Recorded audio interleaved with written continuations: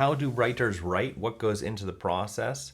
Well, one of the 20th century's most influential books within the spirituality, theology, and spiritual formation world is also one of the best written books of the 20th century, Richard Foster's Celebration of Discipline. This is the original edition from 1978. This is my edition, 20 years later, 20th anniversary version. This is the one that I have marked up and read carefully multiple times. I was assigned this book in university in a course on spiritual growth in the Christian Western theological tradition.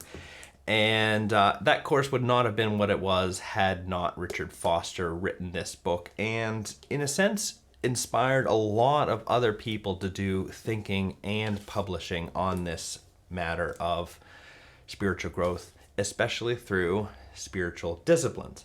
Now, we're going to get into the writing thing in a second, but one of the reasons I'm talking about this now is because this book, worth celebrating by Miriam Dixon, has just been published. It is a biography of Richard J. Foster's Celebration of Discipline. Now, I know you're not used to reading biographies of books. Books don't have bios, so I'm not quite sure how we're writing biographies of them. In a sense, it's a history. It's how the book came to be, so you're going to get some of Richard Foster's life, as well as how he went through the writing process, what happened after the book was initially published, how it got into a publisher's hands, how it got into readers' hands, and then the wider impact, wider influence of this book, the waves that it made. And it did make a lot of waves, not this one, but this one. And in the middle of that whole thing, there is this writing process. There's this time when Richard Foster has to sit down and actually put pen to paper or finger to keyboard and write the book. And that's what I want to talk about with you today. So if you're interested in writing, want to know how writers do it, let's go. Let's go. I hate when that kind of happens in videos.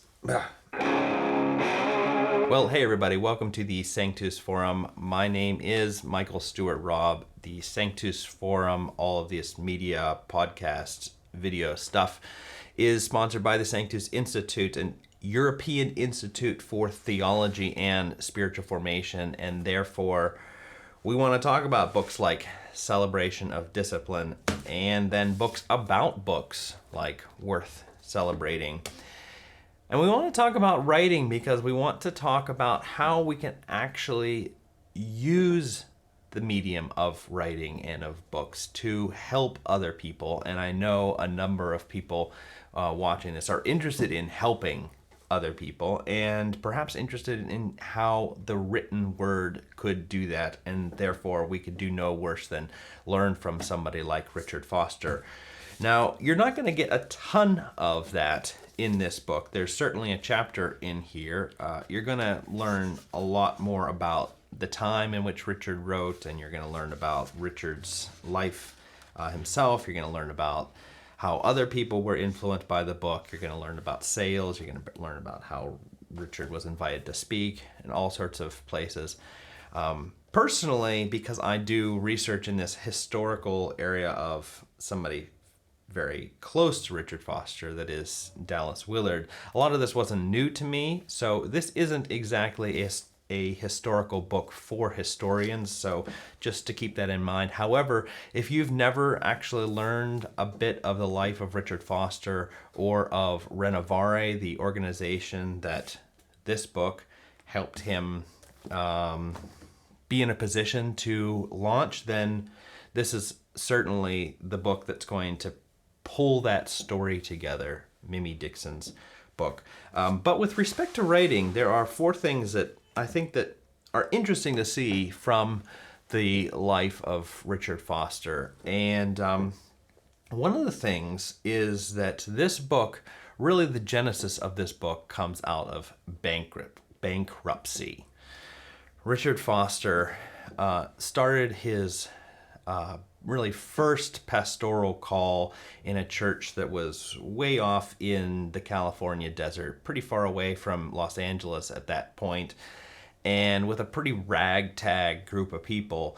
And he learned within a few months that he was just not up to the task with respect to what he had to say. And this is a man who had spent 6 years getting a kind of, well, it's not a full-on PhD, but a doctorate from a school. Spent 6 years doing that, and after a few months is able to say, boy, I do not know what to tell these people. I don't know what to say to these people. Now, Dallas Willard was also in this congregation, and he had a friend down the street named William Voswick, and so he had some good people around him. He had some authors that he could look to, but he starts to dig into not contemporary authors and friends, but into old things, old books, and he doesn't want them because he wants to write a book. He wants them for his life, for his work as a pastor, and he starts digging and trying to read these old books with the hope that they might have something that could really help him. And turns out that they did. That they did fill him up in a way that he eventually did have things to say to his congregation that were helpful, and in a sense what the main thing was spiritual disciplines. These are very helpful for us in our spiritual growth. Now, the next thing that I noticed about Richard Foster's writing of this book was that somebody gave him time to think, to experiment, and to write. After he was done with this church in the Los Angeles area, he went up to Oregon with a kind of invitation to try some things, an invitation to do some writing, an invitation to do some experimenting, to do some teaching. And somebody gave him, they paid him, in a sense, to have more time. Now, it wasn't a ton of time, but what's important about books, and any book that you've read or any book that you own, is that person has found a space in which they can write that. This is leisure time. In other words, time in which you're not trying to earn for your existence. You're trying to pay your rent, and all authors have been granted this by someone, perhaps by themselves. They became wealthy in a certain way and were able to then use that wealth in order to write. But in Richard Foster's case, he hadn't become wealthy. Somebody, I think it's Bob Woodward and other people in that Oregon circle, gave him time to write, and that became really how this book came to be. Now, the third thing that I noticed is he has this book idea, and it's not clear whether he was really writing chapters yet, but he knew he had to get it published, or, well, it wasn't just going to be for his friends. And so he goes and he was able to meet a publisher, an editor, and what he brings to them is not draft chapters. He brings to them an outline of the book and signs that he actually knew what he was talking about. So the editor was able to say, oh, okay, here's what the book's going to kind of look like, and this person is actually capable of talking about this kind of thing. Now, what's interesting is they decided yes on this person without really seeing whether he could write or not. I mean, this is his first book. He had published some little articles in that, and maybe he showed them that. Maybe he did have some draft material that he could show them. But this publisher took a chance on this man who really hadn't proven himself as a writer. there was no indication that he could write a book that was going to be this good and this well written. So I think that's really interesting. It shows, I think, a lot of providence. Maybe God was really involved in that process and just knew this was the right time for Richard to step in and do this kind of work, and then to be out there, because the invitations after the book did well were pretty much nonstop.